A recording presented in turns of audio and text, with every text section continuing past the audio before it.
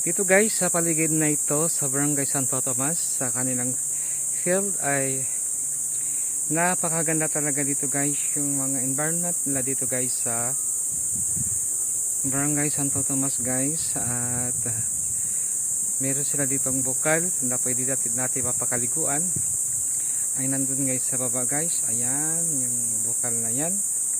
At meron din dito guys na napakalawak guys dito na papagpasyalan natin guys dito sa field na ito. Ayan, napakaganda dito guys, sarap dito guys na mamamasyal guys.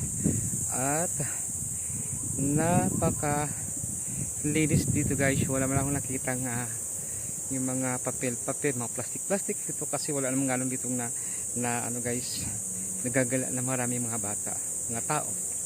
Thank you so much guys for watching. Napakagandang lugar dito guys. Thank you.